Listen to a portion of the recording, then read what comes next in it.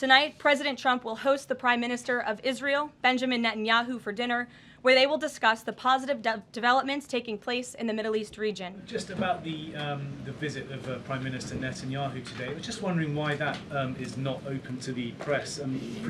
Previous visits by him, we've had Oval Office press conferences. Does that reflect somehow the kind of sensitivity of this particular visit? No, they're having a private dinner. There's many important matters that are obviously ongoing in the region, as you know. The utmost priority for the president right now in the Middle East is to end the war in Gaza and to return all of the hostages. Also, as you know, there was a ceasefire proposal that Israel supports that was sent to Hamas, and we hope that they will agree to this proposal. We want to see all of the hostages released. That's on the top of the president's mind, so that will be discussed, as well as the many other positive developments we've seen in the Middle East.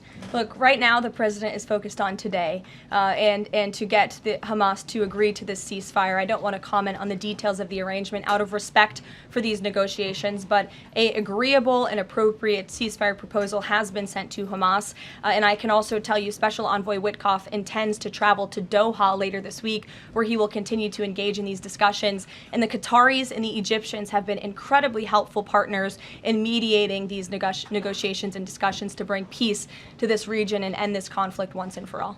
Two questions on Israel. You suggested that Hamas is the impediment currently to a ceasefire. So if not a ceasefire deal, then what does the president hope to achieve with tonight's dinner with the prime minister? Again, you guys are getting around to a lot of hypotheticals. I don't want to get ahead of the president, but there are many other issues to discuss with Prime Minister Netanyahu tonight related to the region and just the entire world. So this will be a dinner to talk about Operation Midnight Hammer, which was incredibly successful, to talk about peace in Gaza and ending that conflict, as well as many other topics of discussion in relation to Israel and the United States. But as for the takeover of Gaza, I don't believe the president ever said that. I think he discussed a rebuilding of Gaza once this war is over. This has become an uninhabitable place for human beings, and the president has a big heart. He wants this to be a prosperous, safe part of the region where people and families can thrive, and there will be a need for a real rebuilding effort when the time comes. But right now we need to end this war, and we need to bring all of the hostages home.